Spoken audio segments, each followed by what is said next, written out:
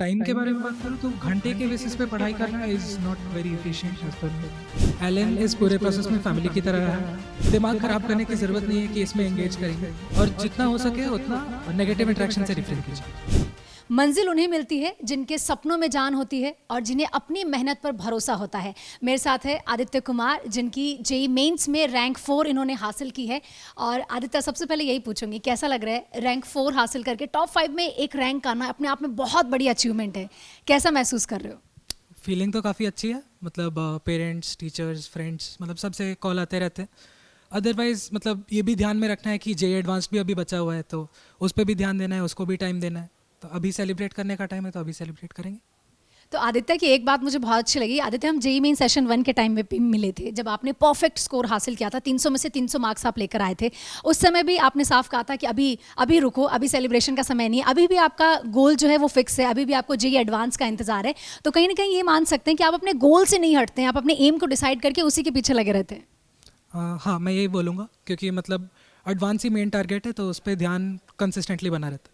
अच्छा, जैसे ही रिजल्ट देखा, अपना नाम देखा, घर में कैसा माहौल है? सबसे पहले माँ का रिएक्शन कैसा था आपका? क्योंकि आपकी मम्मी पिछले 2 साल से आपके साथ यहीं रह रही है, आपके सपने को वो भी जी रही हैं। मतलब सेशन 1 के बाद पता चल ही गया था कि 300 ऑन 300 आ रहे। तो उसके बाद बस मेंस मतलब एनटीए कौन सी रैंकिंग क्राइटेरिया लगाता है इस पे डिपेंड करता है, और वो हमारे हाथ में तो होता नहीं। तो हैप्पीनेस तो डेफिनेटली थी कि AIR 4 है, लेकिन apart from that it was pretty much normal. अच्छा, जो भी आपके जूनियर्स हैं जिनका नेक्स्ट टारगेट अभी जेई मेन है, अच्छा उन्हें आप क्या कहना चाहोगे? कोई एडवाइस उन्हें करना चाहोगे? अपना रूटीन बताना चाहोगे? आपने कितने घंटे पढ़ाई की और ऐसी कौन सी चीज़ें हैं जो मैं कहूँगी आज आपको यहाँ ले आई है? मतलब अगर टाइम के बारे में बात करूँ तो घंटे के बेसिस पे पढ़ाई करना is not very efficient as per me. मतलब जब तक आपको लगता है आप अपने पीक एफिशिएंसी पे पढ़ाई कर रहे हैं, तब तक अच्छा है।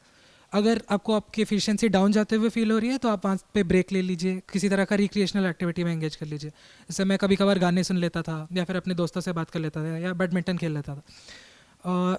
इसके अलावा मतलब जब पढ़ाई कर रहे हो तो पूरा ध्यान सिर्फ पढ़ाई पे होना चाहिए, और बस इतना ही कहना चाहूँगा। और इसके अलावा अगर प्रिपरेशन के बारे में बात करनी हो, तो मतलब मैं ऑन एवरेज 4 से 5 घंटे तो क्लास रहते थे। इसके अलावा मैं 6 से 7 घंटे सेल्फ स्टडीज़ करता था।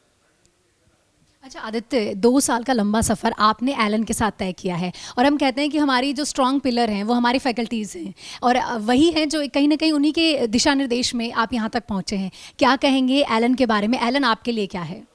एलन इस पूरे प्रोसेस में फैमिली की तरह रहा है।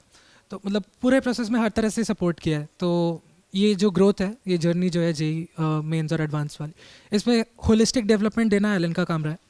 तो चाहे वो कॉन्सेप्ट रिलेटेड डाउट्स हो, सब्जेक्ट रिलेटेड डाउट्स हो, तो ऑड टाइम्स पे डाउट क्लैरिफिकेशन हो जाता था। टीचर्स के साथ हमेशा जेल रहते थे, हमेशा कांटेक्ट में रहते थे, इवन थ्रू व्हाट्सएप या और कोई कम्युनिकेशन प्लेटफॉर्म्स। इसके अलावा सपोर्ट स्टाफ ने हमेशा ये इंश्योर किया है कि मिनिमम टाइम वेस्ट हो, पंक्चुअलिटी हमेशा मेंटेन की है। तो इस पे काफ़ी ध्यान रहा है। और अपार्ट फ्रॉम एकेडमिक साइड, जो इमोशनल मेंटल स्ट्रेस होता है इस पूरे प्रिपरेशन का, इसमें भी एलन ने काफ़ी ज़्यादा सपोर्ट किया है। अगर किसी भी तरह का प्रॉब्लम आता था तो हम टीचर से जाके बात कर सकते थे, तो वो अपने पर्सपेक्टिव से उस बात पे रखते थे। Sometimes they were just there to hear us out कि क्या प्रॉब्लम्स फेस कर रहे हैं, और उस पर गाइडेंस देना, मतलब that is a very important positive thing. अच्छा आदित्य, कोटा के बारे में क्या कहेंगे? बहुत सारे स्टूडेंट्स आप ही की तरह अपने सपने के लिए कोटा की ओर रुख करते हैं, कोटा आते हैं अपने सपने को जीने के लिए, उसे पूरा करने के लिए, लेकिन कहीं ना कहीं डिस्ट्रैक्शन भी हो जाता है जब वो किसी ऐसे शहर में आ रहे हैं जहाँ उन्हीं की एज ग्रुप के बच्चे हैं, जहाँ कहीं ना कहीं मतलब बहुत सारी ऐसी चीज़ें होती हैं जो उन्हें डिस्ट्रैक्ट कर सकती है उनके गोल से। आप उन्हें क्या एडवाइस करेंगे? ऐसी कौन सी चीज़ें हैं? मतलब सबसे बड़ी डिस्ट्रैक्शन तो करेंटली इंटरनेट ही है। तो मतलब इंटरनेट एक बहुत वाइटल टूल भी है, और साथ में बहुत बड़ी डिस्ट्रैक्शन भी है। तो उसको यूज़ करना आना चाहिए कि किन चीज़ों पे ध्यान देना है, किन चीज़ों का काम लेना है, और किन चीज़ों से रिफ्रेन करना है। मतलब बहुत ज़्यादा देर के लिए यूट्यूब देखना, या ऐसे ही इंटरनेट पे पड़े रहना, दिन भर स्क्रॉल करते रहना, this is not advisable at all. तो अ, कोटा के बारे में अगर मैं जनरल में बात करूँ, तो कोटा तो प्लेस बहुत ज़्यादा स्टडी ड्रिवन एनवायरनमेंट है। यहाँ पे आप अपने ही स्टूडेंट्स, अपने पीयर्स, अपने दोस्तों को देख के, अपने साथ के स्टूडेंट्स को देख के आप अपने परफॉर्मेंस को इम्प्रूव करने पे काम करते हो। तो it gives you a drive कि आपको और बेटर करना है। अगर आप अपने पोटेंशियल पे 90% पे हो, तो उसको 95 पे पुश कीजिए, 99 पे पुश कीजिए। तो ये पूरा ड्राइव कोटा देता है। और इसके साथ जो भी एक्सटर्नल फैक्टर्स हैं, जो जिस भी तरह का नेगेटिव इंटरेक्शंस आपको लगते हैं तो उनसे रिफ्रेन करना बेटर है। मतलब दिमाग ख़राब करने की ज़रूरत नहीं है कि इसमें एंगेज करेंगे। जितने पॉजिटिव इंटरेक्शंस है, जिन भी चीज़ों से खुशी मिलती है, जो आपको अच्छा लगता है उसमें एंगेज कीजिए और जितना हो सके उतना नेगेटिव इंटरेक्शन से रिफ्रेन कीजिए। अच्छा, यहाँ पर हो, पढ़ाई कर रहे हो, अपने गोल के लिए, अपने सपने के लिए पूरे टाइम आप लगे हुए हो, क्लासरूम जाते हो, फिर सेल्फ स्टडी भी करते हो, जो डाउट्स आपको आ रहे हैं उस पर भी काम कर रहे हो, लेकिन इन सब के बीच में कहीं ना कहीं कभी कभी ऐसा होता है कि सेल्फ डाउट आ जाता है या फिर हम कभी कभी डीमोटिवेट हो जाते हैं। ऐसे में आपको ऐसी कौन सी चीज़ें हैं जो वापस से मोटिवेट करती है, और आपके साथ आपकी माँ का रहना आपके लिए कैसा है? तो मम्मी का रहना तो बहुत बड़ा प्लस है, क्योंकि मतलब कभी भी कुछ भी फील होता है तो वो हमेशा सुनने के लिए रहती है, हमेशा गाइड करने के लिए रहती है कि इसके अराउंड कैसे हम वर्क करेंगे या क्या सोच के आगे बढ़ना है।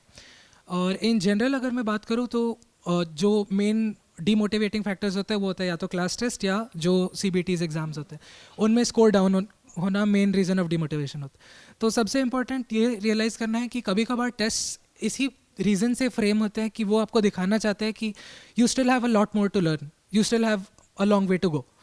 आपको फिर भी और मेहनत करनी है, फिर और सीखना है, फिर और ग्रास्प करना है।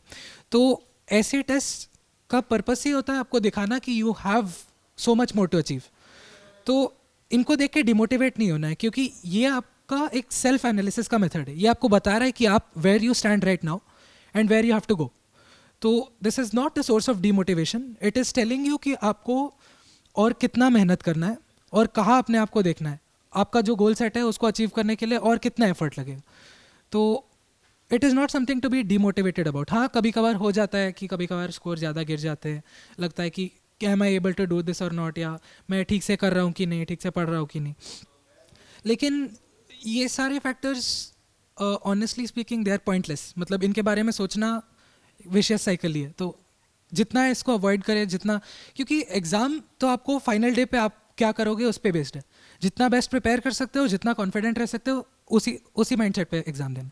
अच्छा आदित्य, आपने मेहनत की, आपको खुद पर पूरा भरोसा था कि आप अचीव करने के लिए तैयारी कर रहे हो और क्या आप अचीव कर लोगे, लेकिन जब आपका एग्ज़ाम होता है, आपके साथ आपकी मम्मी का एग्ज़ाम होता है, आपके साथ आपके पापा का भी एग्ज़ाम होता है और आपके साथ आपके टीचर और मेंटर का भी एग्ज़ाम होता है।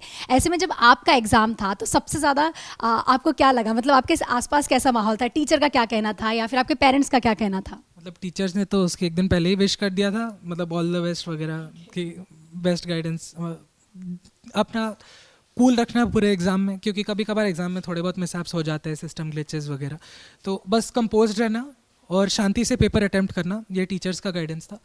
इसके अलावा मुझे ऑनेस्टली स्पीकिंग ज़्यादा कोई फ़र्क नहीं मिला था।